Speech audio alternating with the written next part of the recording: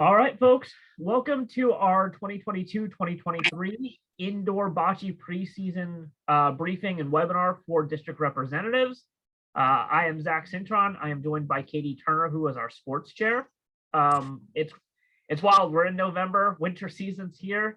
We're like a third of the way through the school year. It's flying as usual. So we're going to go through tonight, and we're going to talk about some reminders about Polar Plunge and Unified Champion schools up front, and then we'll hit some administrative stuff. Again, most of the time, the bulk of these webinars is admin stuff just to get you guys set up so you can set deadlines and get paperwork and all that fun stuff from your coaches.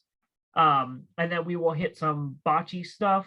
I will say when it comes to rules reminders and stuff, there's no rules that have changed going into this indoor bocce season. There are some rule wordings that we're reworking in the coach's guide. And so when we distribute the coach's guide, we're also going to distribute a one-page, here's what changed in the coach's guide. So you're not looking through and trying to put the pieces together of what changed in there. And so we'll kind of hit that as we go along. And you'll see that come through the email. Plunge for Cool Schools is February 2nd this year. So again, we're moving back to that early February, late January timeline there. It is the weekend before the Super Bowl. So don't worry if you're worried about watching the Super Bowl. That is the weekend after. It's at Sandy Point State Park, same deal. If you have any questions, reach out to Jessie. Her email is wrong at the bottom. She is now Jessie Hayes. So I need to change that, but I will change that and send it in the follow-up email as well. Additionally, there's things for fundraising help that we do to get your team to plunge. So if you have questions about that, always feel free to reach out. And additionally, now in this post-COVID or continuation of COVID world that we're in, we have approached plunge from a hybrid mentality no matter what, whether it's COVID situation or not. So I know there are some school systems that have restrictions on water-based field trips. But you guys can actually set up your own virtual plunge or do it on site at any of your schools. You can do it like an ice bucket challenge. You can do it with kiddie pools, whatever your school will approve.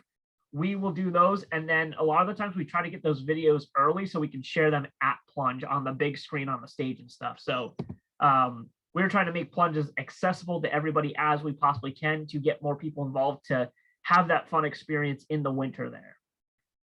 Additionally, NFHS continues to offer the Coaching Unified Sports Training. It's currently, we don't have it as a requirement as part of your coaches training for your coaches. We highly recommend it though. I will say, if you have any teams or if your district ever has aspirations of sending a unified sports team to a Special Olympics, I can go back to the past slide. If you have any, there we go. If you have any aspirations as a district about potentially going to a USA Games like they had in Orlando this past year, or a World Games like they're having in Berlin this coming year, there are more and more unified opportunities that are being reserved for unified school programs to go. But coaches will need that certification to be eligible to take a team. So if your coaches have any sort of aspirations of going beyond and above the state of Maryland, this is something to definitely do. It's really good training for anybody that may be new as coaches for unified sports as well. Some athlete leadership stuff. This falls under Unified Champion schools. Again, we as Interscholastic Unified Sports we're one piece of Unified Champion schools. The other two pieces are youth leadership, which we'll talk about here, and then whole school engagement, which is pep rallies and announcements about scores for unified sports and so on and so forth. All the typical things that the usual sports teams get, we want to see our unified sports teams get as well. But we are really pushing for more captaincy on unified sports teams. Again, we want our unified sports teams to have captains to start fostering leadership amongst individuals and students on the team, give them some leadership opportunities, give them some roles. And when we have unified leadership opportunities, we would like it to be an athlete and a partner. I will send that link for the unified sports training. Melissa asked, how do you get to that unified sports training? I will send the link in the follow-up email tomorrow. But again, we want to focus on leadership for our student athletes too. Let them take the lead on things, let them take the lead running, stretching, getting the team together for meetings, so on and so forth. The other thing we want to just hit on is reminders for like sportsmanship and stuff. Again, at no point are we ever asking you to tell your team to play down or pull off or anything. We just want you to remind your coaches that, hey, if you're ahead in the score a little bit, let's focus on refining some of our skills. Let's not just keep piling it on. We want to reduce aggressive play. If you're the team on the other side and you're just getting pinned in by, 3 or 4 pointers and bocce every frame because they're doing the same thing and just boxing you out, not super fun. But again, just talk to your coaches, remind your coaches that, hey, we want everybody to have a good time. There's winning and then there's excessive winning. And sometimes excessive winning puts other teams in a spot that they're not enjoying their opportunity. Additionally, this is Katie. Formerly Katie Gleason, currently Katie Turner, if you're confused by what happened. She did get married this summer, so congrats to Katie. Her email is staying the same. We are leaving it as that gleason.somd@gmail email. So it's not changing. You don't have to worry about a new email for Katie. And I don't think the phone number changed either if you have her phone number. So all that should be the same, just a different last name that you should be calling her. Yeah, no, the cell phone stayed the same, even though it's a Syracuse number. Yeah, I got to put the little note next to yours of the New York area code, because on mine, I try to remind folks I'm from New Jersey, because people now see my Jersey number and they just think it's spam. I very well could be a spam call. Who knows? Depends on how you feel about my phone calls. But if you see a 973 number, likely it is me. That is my email. You can catch me for anything that you may need as well. And under the fun stuff, any questions about Unified Champion Schools, Unified Coaches Training, or pull or plunge that I could answer potentially up front? Okay. All right, we will keep rolling. Season timeline, probably the most important slide in the whole thing. These are the timelines for due dates and everything. I will stress off the top here, we have made some changes to how we do our paperwork. And so for tennis and both of the bocces, which this is a presentation for one of them, we have shifted to the technical outcome for athletes typically needing those applications of participations and COVID CDW forms. Only the teams going to states technically need to turn them in. That's not me saying that you should only collect forms for teams going to states. If you want your teams to go to state, the smart way that we saw in the fall that it was played was, hey, we've got a little bit of an extended deadline. Get me your paperwork by our district tournament instead of a month into the season. We recognize that it's hard to get all the paperwork for all the students, send forms home, get parents to sign forms, get parents to fill them out, turn them back in. We realized that was hard in a month, so we're giving you a bigger window. I will share with the follow-up email the document that essentially outlines the paperwork, procedures, and details moving forward. So the main thing that you need to know is that first due date for paperwork, which is Friday, December 16th, is your team roster. It's essentially just telling us who's on your team, who your coaches are, who the paraprofessionals are that might go to state tournament with you guys, who your team managers are. We just want the list of whoever's participating, and we want you to start getting the data into our games management system, the GMS, because we need to capture that information for census purposes is what it comes down to. We need to report a census to Special Olympics International at the end of the year. We need to report census information to MSDE at the end of the year. We report to all these sorts of people so we get money so we can keep hosting our programming and supporting free programming for your athletes. So December 16th, that's the big first one, team rosters. January 10th, when we get back, that is when we need your competition roster, which is your bocce score sheets after assessments. And that we need that for if you need help setting up your district tournament, we need to know what your team scores are to help you set up your brackets and or your divisions. And then 2, we need them to start looking at what the state tournament may look like. And once we know what teams advance from district tournaments, then we know at that point, hey, we got this. This is the competition roster that was submitted. Was this the one that was used at district tournaments? Great, that's the team moving forward. We know what their score is. We can already start getting an idea of what divisions may look like. The other thing that is due on January 10th is all of the forms for the coaches, the volunteers, the team managers, our Class A clearance, which is the volunteer application that doubles as the background check, the protective behaviors training, and then that COVID CDW form, communicable disease waiver is what it's called. Just a reminder that if you have someone that is a volunteer and or a team manager that is younger than 18, they don't do the volunteer application because it has a background check. We can't background check people under 18. There's a reference form just for students essentially to use. So we will get to slides coming up that kind of details those a little bit more.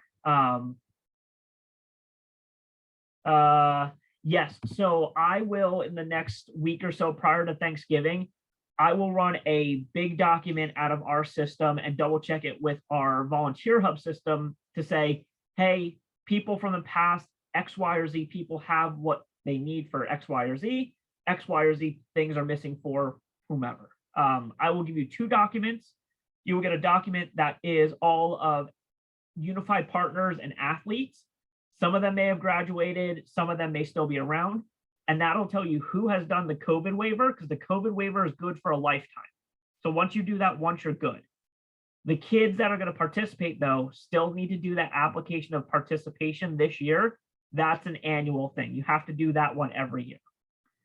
I will then give you another one that's coaches, volunteers, paraprofessionals, whatever, that will say if they've done their background check / volunteer application, if they've done the protective behaviors training, and if they've done the CDW. Again, CDW is lifetime good for coaches, volunteers, and all them.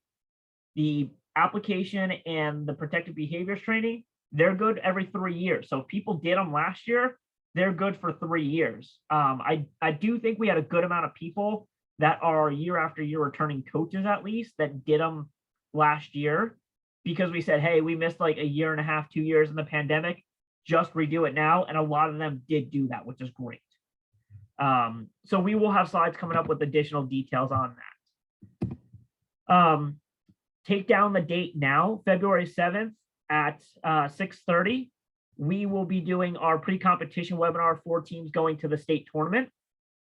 This is something that coaches have to be on to attend the state tournament if their team is advancing. It is something that we are more than happy to have you guys on as well. It never hurts for you guys to know the information as well. But take down that date, share it with your coaches, have them prepared that if they go to states, they'll need to be on that webinar.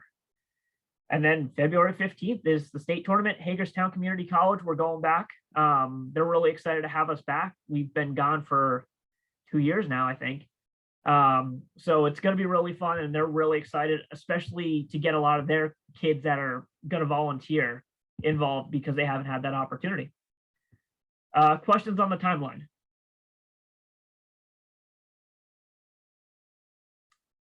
Okay.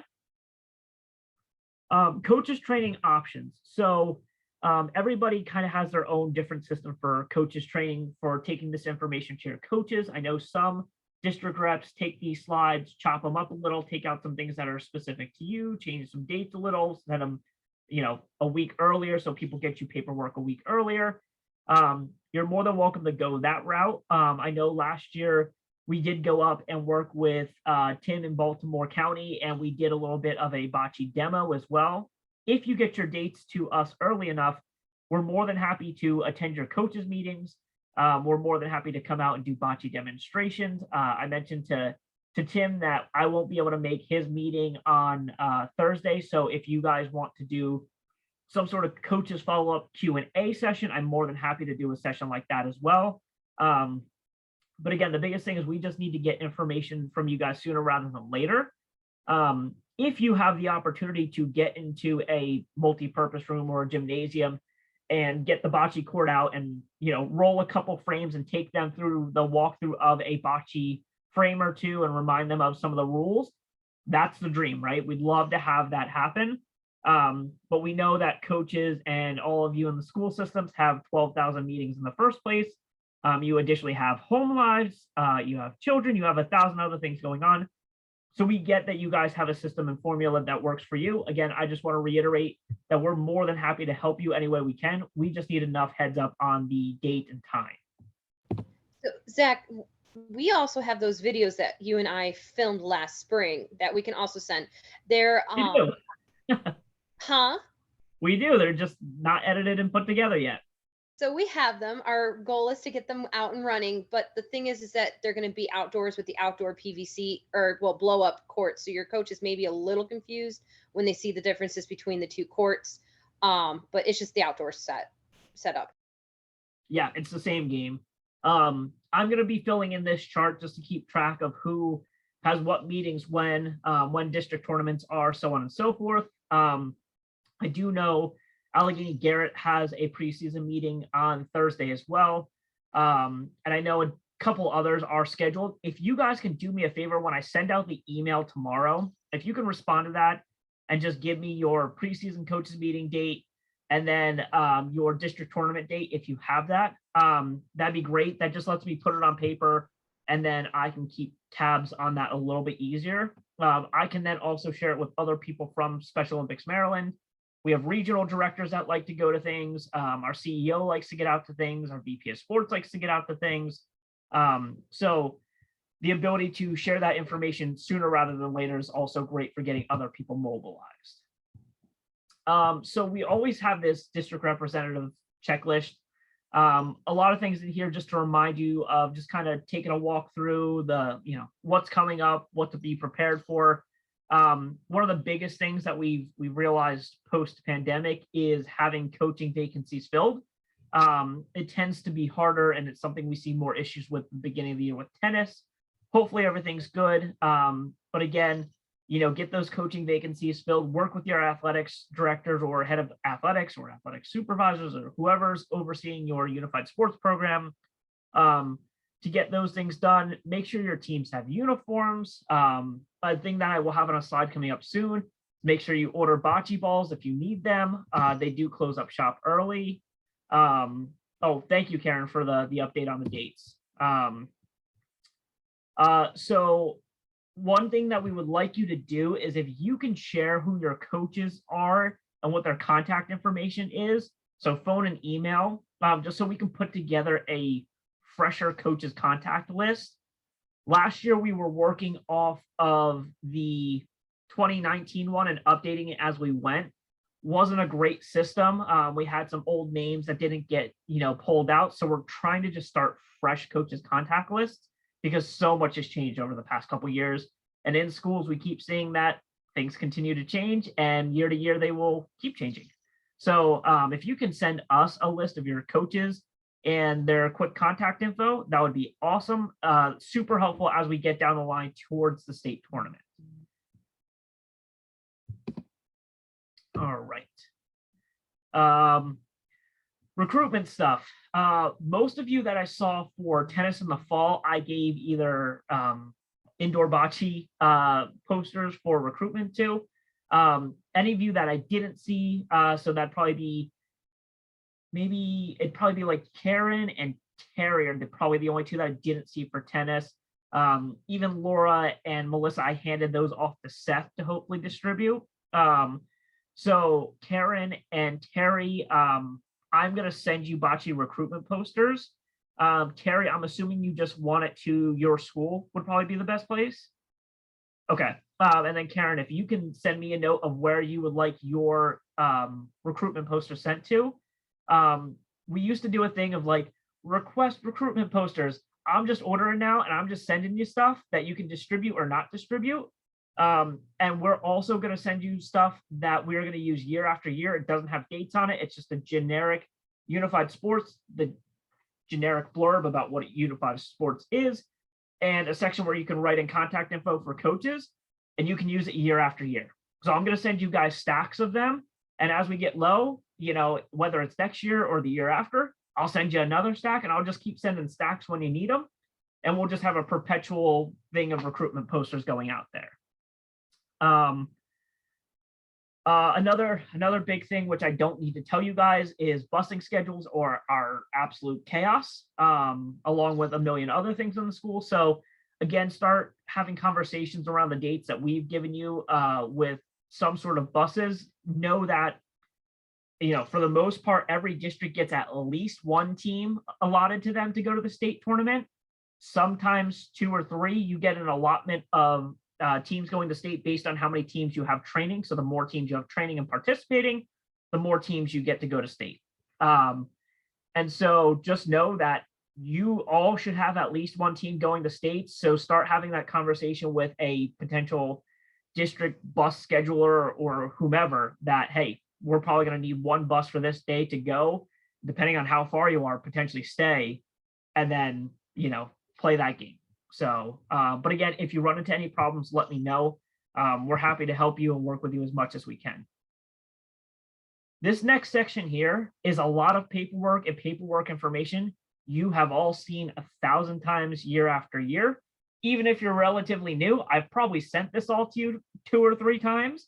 None of the paperwork stuff has changed besides that, again, the technicality for Bocce is we only need the application of participation and the CDW forms for the kids going to states. We highly recommend that you get those forms from everyone prior to your district tournament, because you never know who's going to go. If your district tournament is February 1st and the state tournament is the 15th, we're going to need that paperwork turned around in our hands, worst case scenario, by the 7th or 8th. So if you have a team that advances to states and you didn't get their paperwork prior to your district tournament, that is a week of just chaos and chasing down kids and parents for filled out forms. So again, I'm telling you the truth of it, of what we technically need and what we technically don't need, because I like to be clear and upfront with you guys. But I'm highly recommending not to play the game of we'll get paperwork when we get to the end of the line. So this is the application of participation. Same thing, hasn't changed. 1-pager. Kids and families need to fill this one out, need to turn it back in. Communicable disease waiver. This is just the back page that you sign. It's a 3-page packet that goes through what high risk is, who may be high risk for COVID-19, so on and so forth. Again, there's no SOMD when it comes to our state tournament. We have no formal vaccination requirement for attending any state tournaments or anything. I will tell you guys, because with winter last year, we had to cancel because of the crazy COVID spike coming out of the holidays. That won't be the case this year. We've gotten to the point where vaccinations are available enough that you want it or you don't. That's your choice. And worst case scenario, if we get a spike coming out of the holidays going into the end of winter season, worst thing that we would do is potentially go masks on inside. So just prepare for that. If things get crazy coming out of the holidays again, who knows what it's going to look like? That would be worst case scenario. This is what we need on December 16th. This is the team roster that we need. This is the front page that fills out who the school is, who the coach is, so on and so forth. And there it is again. Sport, school, head coach's name, head coach's information. That's stuff we want to get to us. And then this is the document of where you fill it out for your coaches and your athletes and all that stuff. One thing that we've been stressing is that top section that says non-student athletes. We want everybody under the sun that is going to be working with the team that might go to state tournament, so we can get them registered into GMS. Coach, head coach, assistant coaches, team managers, volunteers, paraprofessionals. Some teams sometimes send a school nurse with them for certain things. Sometimes teams send a athletic trainer to keep an eye on their athletes, whatever it may be. Any of those extra people we want on here. And if you put them on here, be proactive and tell them to do the background check / volunteer application and that protective behaviors training. Get all that stuff done up front so we're not chasing anything down in the back end. Second part, student athletes. That's all your athletes, Unified Partners IEP 504. Then you see the section in the gray here. Nothing you got to do with that. Essentially, what we put that there for is whoever's putting stuff into the system in GMS for you guys. It's just a little checkbox thing that they can do as they go along the lines. As part of their training, we kind of go through that. So nothing you tremendously need to worry there. So when I talk Class A clearance is what we talk about when it comes to your coaches, volunteers, blah, blah, blah, blah, like we mentioned a bunch of times. Again, it's the volunteer application, it's the protected behaviors, and that CDW form. Those are the three things. These next slides we are not going to talk about. Essentially what this does is this is the link for the protected behaviors. And then it's a video and a few questions that you go through. The slide deck, essentially. There's a quiz that you take at the end. Once you complete the quiz, they'll say you got 100%. There's a certificate typically or something that comes up at the end that says, good job, you did it. I always recommend that you print it for your records because we get a copy on the back end, but occasionally something comes up where something doesn't come through on the back end and somebody did it. Either they finished it and they clicked exit out too quick and it didn't process to come to us, but they got the certificate, whatever it may be. Copy the certificate for yourself just to have.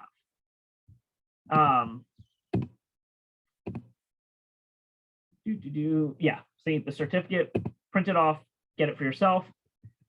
So when it comes to our Class A paperwork, I will send you guys links for the protected behaviors. I will send you the COVID packet. I will send you the link for the downloading the volunteer application for the background check. You can either do that stuff and send it to myself and our registration coordinator, Dottie Rush, or the really simple and easy way to do it is just go on and make a Volunteer Hub account. If you haven't made a Volunteer Hub account before, it's super easy, and it takes you step by step. So I highly recommend that you just do it through Volunteer Hub because you sign up, you say what your role is, and Volunteer Hub instantly knows what you need. It'll prompt you with that application to be a volunteer. You do all that, it sends off the background check automatically. It'll kick you right to protected behaviors. You do that for 20 minutes. You're done with that. It prompts you with this COVID form. You read through it, you sign off on it, and you're done. It's like 45 minutes on Volunteer Hub, and you're absolutely done. Or you can click on all the links. You can download all the paperwork. You can go through the 20-minute training for protected behaviors on your own and send it to me. I will leave that up to you. Coaches have varying skill sets, and I recognize that, and you know your coaches better than I do. This just takes you step by step through the Volunteer Hub process. So if you would like to chop that out to send to coaches to do the Volunteer Hub process, I will send out a version of this that you can just pull slides and do what you want with. So you can chop that out and give them that whole section. Additionally, this is just a section for LSS managers that do the GMS stuff. I know some districts have them. I know some districts don't.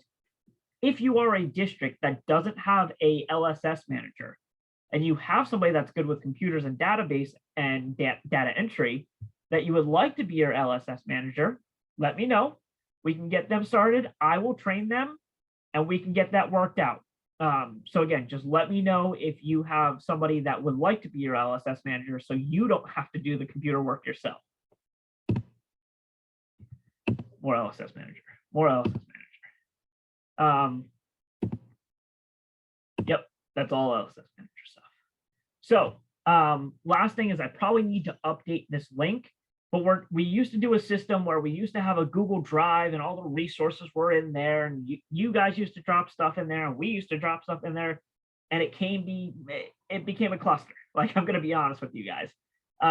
So we pivoted our system where we still have a Google Drive with that stuff, but that's really more back end for us to dump stuff and sort stuff into when you send it to us. So again, whenever you get paperwork or whatever and you submit it to myself and Katie via email, and we will sort and double check and we will put it in there. We ask that you double check your stuff, so we quadruple check it after you. But again, if you need resources and stuff, no more Google Drive. We have a page on our website that is specifically for indoor bocce. It'll have all the stuff that you need. More than likely, I may have to update this link for the, we had our website crash over the summer. We had to retool the whole website. So I may have to update this link. I will do that before I send it to you, but you can go to the link on here. You can go to the link that I will send you in the email tomorrow as well. Go there for all your bocce resources, for the coaches guide when it comes out, for district tournament information, for logos, if you need to pull logos to get uniforms, so on and so forth. If for some reason you go to the website and there's not something that you're looking for, if you go looking for the competition roster, if you go looking for the team roster to send out to your coaches, let me know and I will update it ASAP. Additionally, on the topic of resources, by November 14th, Katie and I are going to work to have the updated rules and coaches guide to you guys. Additionally, like I said in the beginning, we will have a individual form that will come with that as well. That will have any updates that we made to wording for rules. Again, no rules are changing, just some of the wording to cover just bad wording in some of the rules because they were just old rules. Additionally, Quick Reference Coaches Guide is a really good resource for just some tips and tricks on working with individuals with intellectual disabilities. We recommend this to a lot of our community coaches, and it's not a bad download for your coaches as well, too.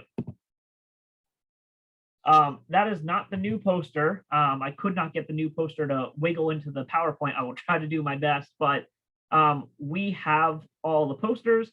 Most of you should have gotten them through tennis season. If not, again, I will send them to you. If for some reason you did not see them come across your way as a district rep that had tennis, let me know.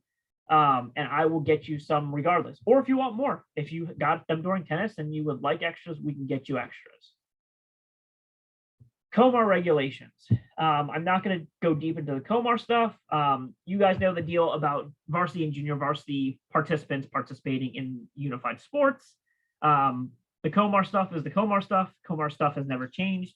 I will say that COMAR is sometimes very slightly interpreted differently from district to district based on some personal district policies.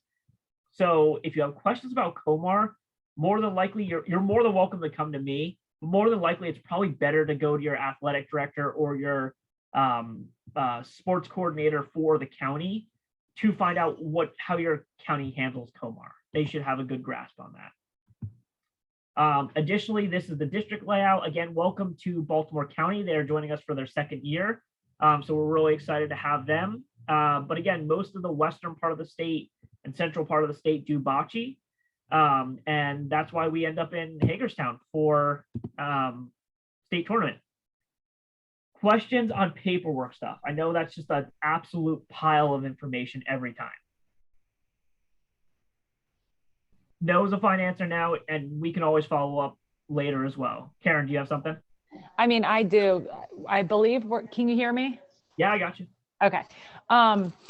I believe we're going to have 26 schools participating, and I'm not sure if we'd be able to get all 26 to complete the paperwork. And I also know that we'd have a very, very small number of those 26 able to participate. With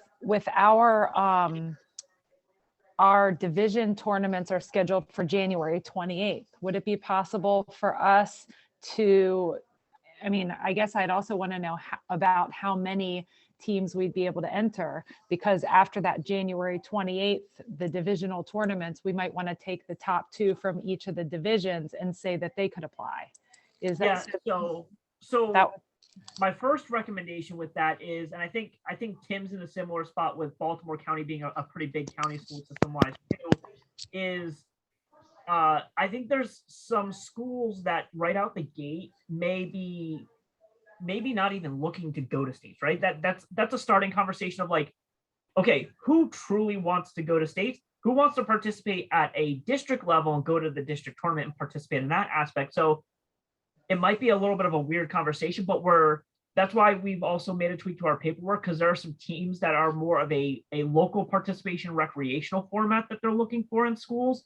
Some of them are looking to go all the way to states. and some aren't. So I think that's like step one to the conversation, to like weed out schools that are just like, you know what, we're not looking to go to Hagerstown. We're not looking to make that trip. We're really excited about our district tournament. We're really excited about our week to week matches. Let's start there. The reason we want that paperwork for team rosters by the 16th, just to know what teams are participating this year. As soon as we have that, I can then look at that and determine the allocations again. I will look and essentially say, all right, each district gets one.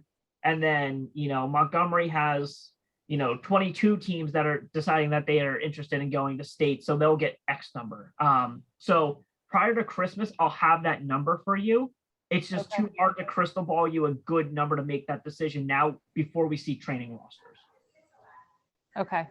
So that's why we extended the deadline on the student paperwork too. It's something that may not hurt to send home at the beginning of the season and say, hey, if we're gonna potentially need paperwork back, you may want to fill this out now. And then, you send it home and it gets shuffled in with 7,000 other handouts that teachers gave out that day, gets dumped in the trash. And then if a team decides that they're going to go on the 28th, or if you do another roundabout, mid-January of like, hey, we're sending these papers home again. You might have seen them the first time. May want to fill them out in case your team goes to the state tournament. You may want to do like waves of floating the paperwork out there. But again, knowing how big your school system is, it's kind of going to be based on what works for your system and for your schools, right? Okay. Yes. So. All right. Thank you. Yeah, of course. And again, if there's questions as we go, Karen, too, of like, hey, we've gotten to December 21st, and now we know we have, 3 teams, 4 teams, 5 teams going. These are my teams interested. And then we get to January 15th, and you say, oh, well, we have those 3 to 5 spots. We're definitely going to take them. But I had, 4 teams that have dropped the interest. We'll just communicate throughout the season. And that's part of the reason Katie also does the check-ins and stuff like that, to keep in touch with you guys, to figure out what needs you guys have to meet your needs and support you guys. That sounds great. Thank you. Thanks. Other questions on paperwork? All right, Katie, you are up. All right. I was gonna say a little more fun stuff. So rosters. So when we're looking for rosters, you need to have 4 players on the side. So we're looking for a maximum of 8. So you would have 2 and 2. So literally you could have a 50-50 split, or you can do 70-30, but you would have to have a partner roll twice for the frame. The last part of that. So when we're doing the lineup, we're just looking for that 2 players with a disability and 2 without, or 3 with a disability, 1 without. But you've got to talk with your coaches about who's throwing in the frame. A lot of friends in our outdoor season there was a team that had a little difficulty understanding this, and they were rotating things. And so we're just making it very clear. You got to have that 50-50 shot. Right, Zach? Yeah, again, the composition of your team can vary to a degree. We want it 50-50 as much as possible, but you need to have 2 players with a disability and 2 players without a disability rolling in every frame. So again, you could have a team of 5 and it's 3 athletes with an intellectual disability and 2 without. Those 2 unified partners are going to roll in every frame, and you're going to rotate those 3 athletes with an intellectual disability throughout the frame. Yeah. Well, throughout the frames, not a frame. Right. Yeah. So rotation. So like we were saying, with teams that consist of more than 4 players, please express to your coaches that they have to rotate through so that everybody has a chance. I coached for 6 years before I came to the side of the table. So I know that it's very hard to remember who was in a rotation.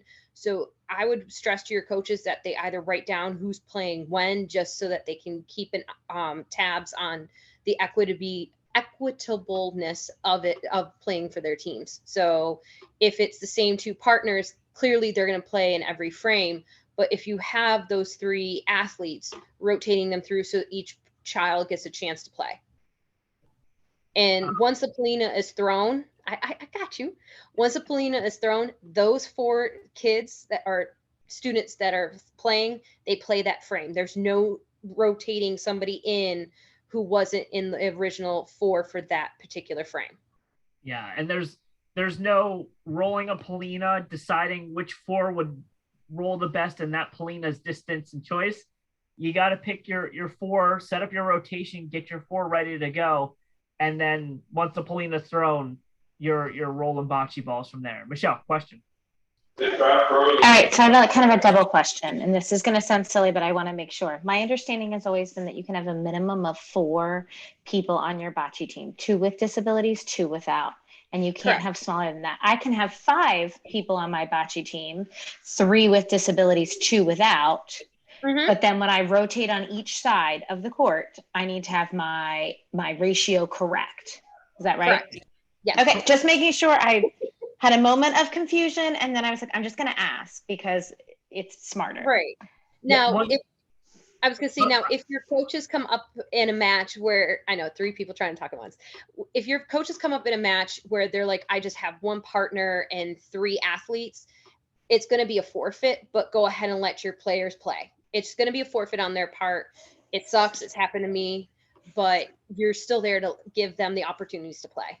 Yeah, that's a different scenario. I just wanted to make sure. Yeah, no, we in Frederick County believe, let's have fun. Let's do this right. And our coaches are great about understanding that then they have like messed up the ratio so they can't count. But yeah, just wanted to check. Yeah, one thing that I'd like to float out here too, because I know this conversation came up in the Baltimore County meeting last year. And I just had a recent conversation with Laura Rivers from Calvert County because they're thinking of converting to bocce, is for schools that have populations that are special needs specific, like Made in Choice. I live right by Made in Choice School. They are a special needs specific school. They cater to certain individuals. We want to get those schools involved too. A really good way to do that is to partner them with a public high school that's local, right? So like Made in Choice would probably be Hayesville High School, I would guess. And so I also had that conversation with Calvert County, where they have a school like half a mile down the road from Calvert High School. And you know, Laura was like, what do we do with them? I was like, if we can get buses worked out, send one, you know, school to the other school and just make a mega team with both schools. It'll be a really good experience for the individuals from the you know, special needs specific school and your public school from the gen ed kids as well. So just wanted to float that out there as well. Michelle. I was just going to say, we are currently doing that in Frederick County. So if anybody would like just some info about how we're making it work, let me know. That's awesome.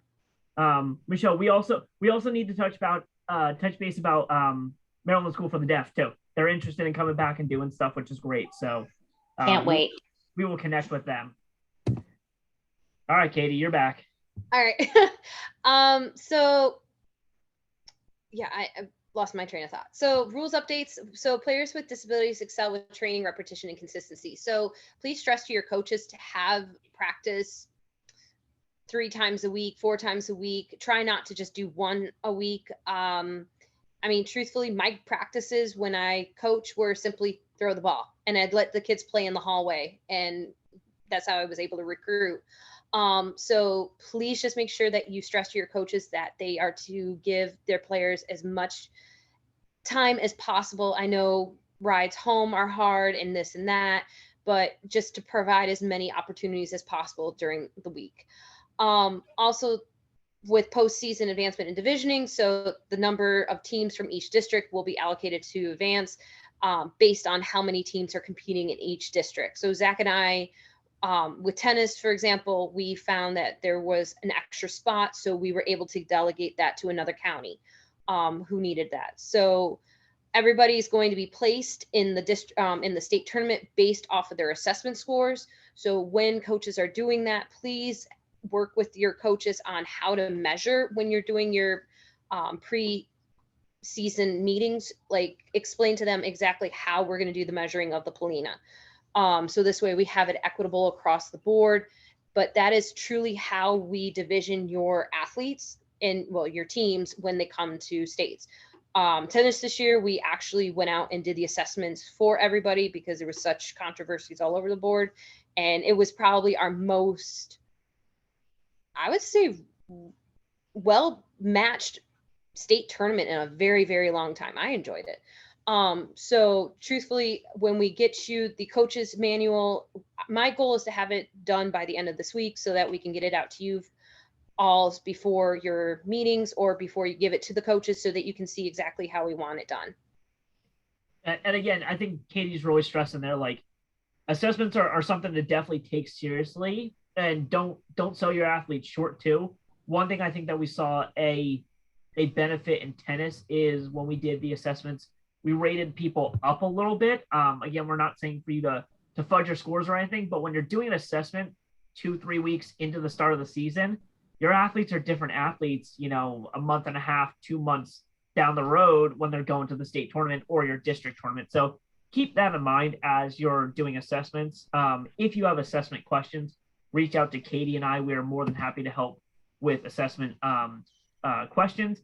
And as well, if you have assessment days, like if you're doing a district-wide assessment day and you need help, again, get us the date sooner rather than later, and we can potentially help you. Completion of yeah, so when you're getting the postseason registrations, just double check for everything. Make sure everybody's listed on there, because when we do credentialing, we don't want to miss anybody, and it's not fun the morning of states to have a staff member come up to you and say, well, this person's not credentialed or this child is not in the packet. So please make sure that everybody on their postseason matches up with GMS, or double check with all your coaches. We need everything. So if a child goes by a nickname, but they're issued or their application has their real name, we're not going to know who's who. So please make sure that your coaches are very explicit in what names they're putting on their forms so that we know who's coming. Failing to delete the default of 0. So when you're in GMS, so double check with if you don't have an LSS manager, you're taking care of this yourselves. But if you have a LSS manager, please work with them to make sure that everything is kosher in the system. And what is, Zach, I'm not sure what the bottom part is all about. That's if you have somebody that goes down the day of the tournament or whatever. If you have a team that's more than 8 and you have somebody else that has an assessment score that's lower than the person that left, we will occasionally do substitutes based on a person not attending for a valid reason. I will reiterate that we have had in the past people that come to the end of the season and they are deemed not eligible because their grades aren't up. That's not a valid reason. All student athletes need to follow district guidelines with keeping their grades up. That's part of being a student athlete. So if somebody's really sick, if there's a death in the family issue, whatever it may be, that's something we can work with. But for the most part, that's the main deal there. And additionally, when you're sending team rosters, if you're sending, especially with the competition rosters, because they're in an Excel spreadsheet, if you do different tabs for different teams that you have, sometimes my brain's just not very good. Sometimes it's a little mushy. Please tell me if you put teams on a different tab, because there are times that I go back to you and go, you only sent me one roster for a team and you have 22. You're like, Zach, it's on different tabs down below. Let me know if it's on different tabs. My brain's a little mushy sometimes. When you are putting teams into GMS or when they're competing, a lot of schools like to do their school colors, but for us, that means absolutely nothing. So please when you have your coaches enter their forms, have them do like best high school team 1, team 2, team 3. Team gold, team white, team blue means absolutely nothing to me, but having 1, 2, and 3 is a lot easier for us. And then this way we can match paperwork much faster. And this is purely if your coaches have like multiple teams. So they have more than that. Same old logos go on either the upper part of the shirt, on their sleeves, or on the back, and it has to have our logo that we provide. Zach is modeling for us right now. Perfect placement. Well done, Zach. The one thing though is that district reps, you will have to solicit equipment and uniform needs from your coaches. Please do not have your coaches and stress to them that they cannot contact us. We're trying to establish the chain of communication. They are supposed to start with you. We've had a lot of coaches that like to jump over you and come to us, and this is what happens. I immediately kick it back. Zach immediately kicks it back to you and the coach. So please stress to them that we are more than happy to hear from them. But when it comes to uniform and equipment needs, we are not the friends to talk to. They are to talk to you and their athletic directors. Yep. Again, go through athletic directors first. If a need arises that your school district doesn't have funding or whatever is going on, then you guys as district reps reach out to us and we can start a conversation. Additionally, one note is these logos and the skinnier one that you see on the screen, I don't have a ton of them, but we bought them to help out the upstart of Baltimore County last year. We bought patches. If you have teams that have Northwestern High School, whatever your mascot is, on the shirt, but they don't have the Unified Sports logo and you want to order patches to put on, that's perfectly fine with us. We have a distributor that has them all prepped and ready to go. They have the design and everything. We just need a number. We'll order them, we will send them to you, and we will figure out the cost of them as we go. They're pretty cheap. I think at worst case scenario, I was paying like $1 or $1.50 a patch as opposed to whatever a full uniform shirt is. But please let us know when it comes to uniforms if you need assistance, especially the patches. The patches are good for getting new teams upstarted, and or if you have a team that the AD just doesn't have the dollars at the moment to get them new shirts, but you have school shirts, that works as well too. Terry, do you have a question? Yes. So would that be the same case for the bocce courts? I had a few ADs who was looking to replace the bocce court, but who you said to order it from, I'm not sure if they're a vendor for Prince George's County to use. So do we order it through you and then you get it, or? So if you, that's a really good question. For the bocce courts, that's something that we've done. We did that with Baltimore City as well because they have specific vendors that they work with and are approved, so on and so forth.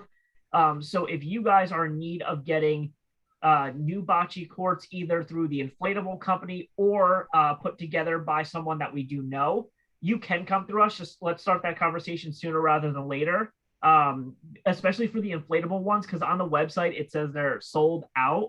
But last time I talked to Patrick, they have supplies and resources. It just depends on what the number is that you need. Good question. I'll speak to Shirley and the ADs and see what number we would need. Yeah. If you can afford it, I highly recommend just going ahead and getting as many as you can of the inflatable courts. They have been a huge game changer and lifesaver for city schools. And then even being able to label them and get them to other, schools, because we have middle school programming as well. So over the last 2 years, we've purchased $40,000 worth of courts just to replace everything, and it's made life so much easier. So if you can and you have the money to budget towards it, I highly recommend for the inflatable ones.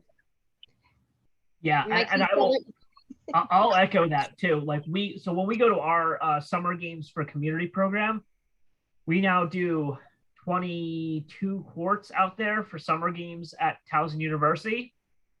Those PVC bocce courts that we used to have to take up in a 15-foot truck, get them all out of the truck. They were wrong color labels. This is the wrong green tape with the wrong green tape. I've never been so stressed out in my life putting bocce courts together. The inflatable ones, they go in like probably there's 2 bags. It's 2 bags, and like you can label it. We put tape. Like, so I have like a pink set, a green set, a green 301 set. So they're just in the 2 bags, and they put everything back in those bags and take everything out of the bags, and it makes life so much easier. Yep, and they just roll up like fire hose and stuff. So like Tanisha said, if you can swing it or at least start that conversation with athletic directors for potential future budget years, really good investment. Additionally, if you need old PVC courts, we can still help with that. We have a person out of Anne Arundel County that's helped us with those in the past. I will just say across the board, of course, cost of goods has gone up. So just be prepared that whatever you may have paid last time likely isn't what you're paying this time. Do you have, can someone put a link for the, either the vendor or the manufacturer of that inflatable court? I will, We will I send will it out in the email. Okay, I'll put it in the email. thank you. Like, okay. Tim. I had the same question. I was wondering about purchasing the inflatable ones. We were really only told about how to get the PVC ones and all that. So I was definitely interested in. Yeah, I will definitely put the link in there. And again, for the most part, like I said, on the website right now, it says they're out of stock, but you can email them and have a conversation with them and say, hey, we're part of Special Olympics Maryland through the school systems, blah, blah, blah. They're way more flexible than what the actual website says. That's for like, if somebody wants a onesie twosie order, if you guys are looking to order a half dozen to a dozen to whatever, they'll be more interested to be flexible and work with you guys for sure. I think that's it for, is it the next slide? No, this is again, Katie already mentioned that. This is the slide I was looking to get to. If you need Bubba bocce balls, indoor bocce balls, either ordering through us, ordering on your own, however you want to do it, we need to know, or you need to place an order by the 31st of this month. If you don't put them in by the 31st of this month, I talked to Al, the guy that is in charge of Bubba Bocce.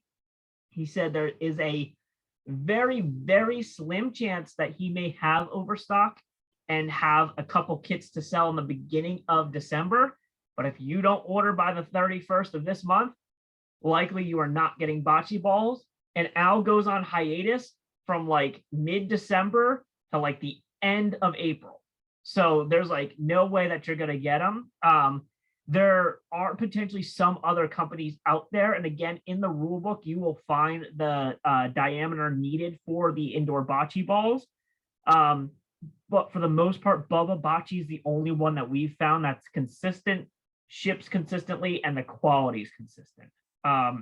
Again, I think no promises, but I think I may have 8 kits in the back in the warehouse as well. So if there's an emergency situation, I'd like to hold on to those for an emergency. So if you're considering that you need some sort of bocce balls for your schools, hop on ordering sooner rather than later. I will put all the Bubba Bocce information to Bocce Mart in the email as well. You'll just get a mega email as a follow-up to this. All right, some more admin stuff. And this is actually one of the last slides. So weekly check-ins. I'm going to just start sending emails every week, like at the start of the week. If you need to talk to me, by all means, text me. I actually have service at my school because we have a cell phone tower out front. It's ugly as all get out, but we have a tower, so I have service. But truthfully, I don't have as much opportunity now that I'm in a middle school to check my email throughout the day. Text is best, but I plan to send just like a mass email on Monday morning saying, hey, how is everybody? Any things for this week that you need my help with, and keep it moving.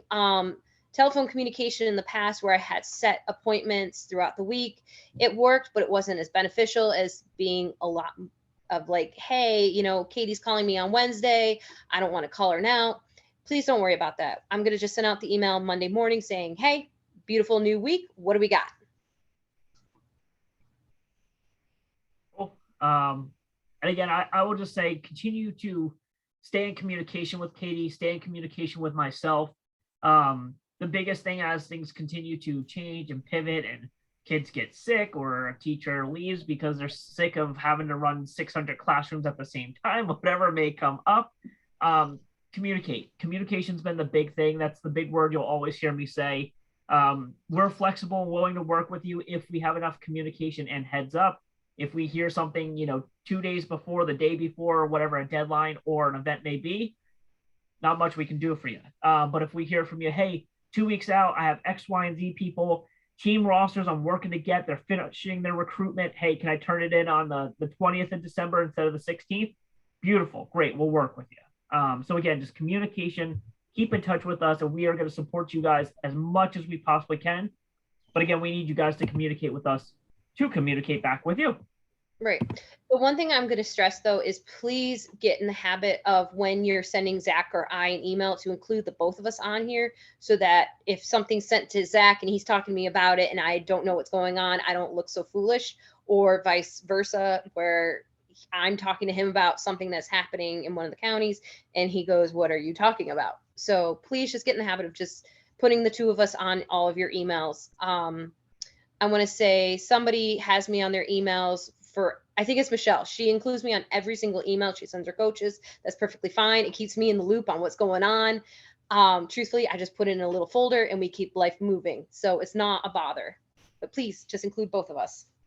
Yeah, I mean, I regularly look foolish regardless. So the less of that I can do, the better. So I appreciate you guys working and communicating with both of us. I jumped the gun a little bit, but that's it for the presentation. Questions, comments, concerns that you have at the moment that we haven't addressed, or that you would like to go over again potentially?